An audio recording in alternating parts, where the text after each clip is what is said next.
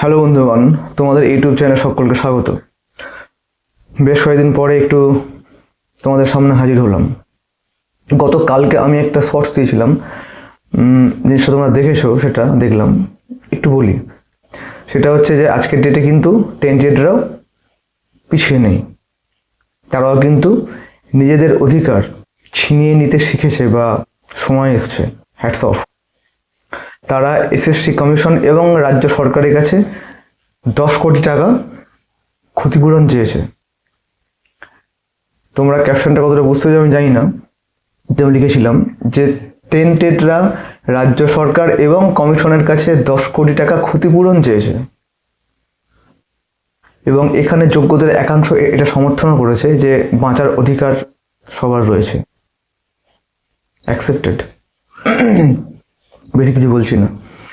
পরের পয়েন্ট হচ্ছে, দেখো সব কিছু হয়ে যাওয়ার পরে আবারও যারা যোগ্য চাকরি প্রার্থী তাদের সেকেন্ড টাইম পুলিশ ভেরিফিকেশন,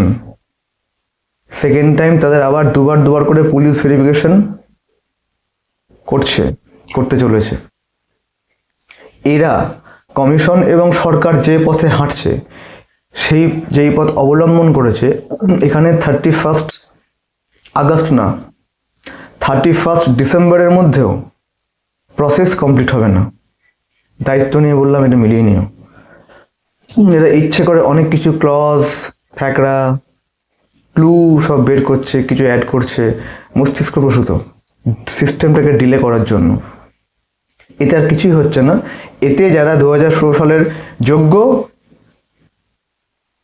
ঠিক আছে, আনটেন্টেড, তাদের লাইফটা হেল হচ্ছে দুবার করে প্রসেস ইন করার জন্য। এইবার দেখো, কয়েকদিন ধরে একটা খবর তোমরা সবাই জানো, একটু ডিটেলস বলি। এই মুহূর্তে কাউন্সিলিং হয়ে যাওয়ার পরে তাদের চাকরি দেওয়ার সময় তাদের এখন নতুন করে সংযোজন করছে যে বিএড অরিজিনাল সার্টিফিকেট চাই, প্রফেশনাল দিয়ে চলবে না। ভালো করে বোঝো, বিএড যাদের করা হয়েছে রানিং, তাদের অনেক ক্যান্ডিডেটস রয়েছে যাদের সার্টিফিকেট ইস্যু হয়নি, ইউনিভার্সিটি ইস্যু করেনি। মানে এখানে তো ক্যান্ডিডেট দায়ী না, কিন্তু কমিশন এখন বলছে যে বিএডের প্রফেশনাল সার্টিফিকেট গ্রান্টেড হবে না, অরিজিনাল সার্টিফিকেট লাগবে। এই যে নাটকটা করার কি, মানে এই নাটকটা আমার মাথায় ঢুকছে না, ছোটো মাথা তো ঢোকে না আমার।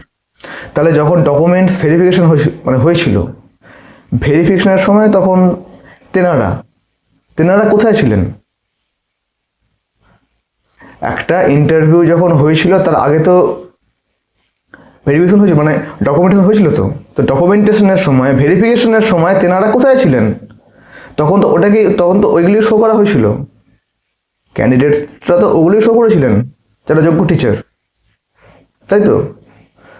তখন গ্রান্টেড। এখন নেওয়ার সময়, তাদের চাকরিটা দেওয়ার সময় তাদের এখন কি হচ্ছে, মাথায় এটা চলে এসছে যে অরিজিনাল চাই, চাকরি করতে গেলে অরিজিনাল চাই, প্রফেশনাল দিয়ে হবে না। সবটাই মস্তিষ্ক প্রসূত গেমবাজি বলে এটাকে, নোংরামি। স্পষ্ট কথায় বললাম। এক্ষেত্রে বলে রাখি, 5 তারিখ আগামীকাল একটা মেল অ্যাক্টিভিটি বা মেল ক্যাম্পেনিং হবে বেসুতে, ঠিক আছে? আমি দিয়ে রাখছি পারলে ক্যাপশন আর থাম্বনেলে। আগামীকাল মেল ক্যাম্পেনিং হবে, এইটা নিয়ে একটা ক্যাম্পেনিং হবে, অরিজিনাল সার্টিফিকেট মানে ভার্সেস এইটা। আগামীকাল যেটা হতে চলেছে, এটা সবাই জানে, যারা ইন সার্ভিস ওনারা জানেন, এটা আগামীকাল হতে চলেছে। মেল ক্যাম্পেনিং ডিরেক্ট করা আর কি ইউনিভার্সিটিগুলোতে। এই নিয়ে একটা মিটিং মতো হবে, দেখা যাক কি উঠে আসে।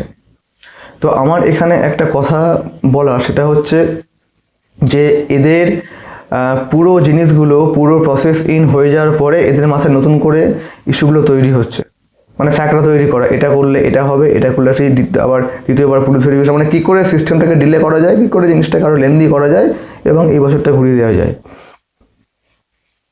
এটা একটা গেল।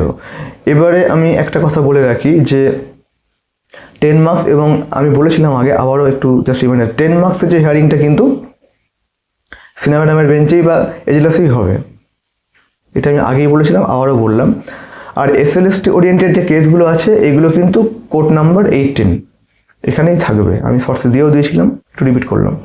তৃতীয় হচ্ছে এই মার্চ মাসের সেকেন্ড উইক থেকে শুরু হবে, কিন্তু মার্চ মাসের সেকেন্ড উইক নাগাদ, মার্চ মাসের মার্চের সেকেন্ড উইক নাগাদ কিন্তু ওই এক্সপায়ারি অফ প্যানেল, 10 মার্কস বা আদার্স যে কেসেসগুলো রয়েছে সব কিন্তু হিয়ারিং কিন্তু হবে পরপর। তোমরা কমেন্ট বক্সে লিখেছো যে হিয়ারিংগুলো এই মার্চেই হবে, এবং 23 মার্চে ওই হিয়ারিংটাও রয়েছে, যেটা আমি অনেক আগে বলেছিলাম ভিডিওতে, যে 12% ইন্টারেস্ট হারে যে টাকা ফেরত দেওয়া টেন্টেডগুলোর 23 মার্চ হিয়ারিং আছে ওইটার সুপ্রিম কোর্ট। এবং কেন অলরেডি কোর্ট অবমাননা কেস খেয়ে বসে আছে কমিশন, হিয়ারিংটা হবে, টাকা ফেরত দেয় এবং দিতেই হবে এরকম। তো যেহেতু 23 মার্চ ওই টাকা ফেরত দেওয়ার কেসটা হিয়ারিং আছে সুপ্রিম কোর্টে 12% হারে টেন্টেডগুলো, সেই জন্য ওরা আজকের ডেটে 10 কোটি টাকা ক্ষতিপূরণ চেয়েছে, তোমার হচ্ছে ওদের বাঁচার অধিকার দাবি করছে 10 কোটি টাকা ক্ষতিপূরণ। কেন? কারণ এতদিন ওরা কি করেছে, সরকার এবং কমিশনের মানবিকতার খাতিরে ওরা স্যালারি তুলেছে, স্যালারিগুলোকে তুলে সেখান থেকে ক্যানের পর ক্যান ফাইল করে সুপ্রিম কোর্টে গেছিলো, নিজেরা কেস খেয়ে বাড়ি চলে আসছে, এবার ওদের ক্ষতিপূরণ লাগবে ওখান থেকে রিকভার করার জন্য।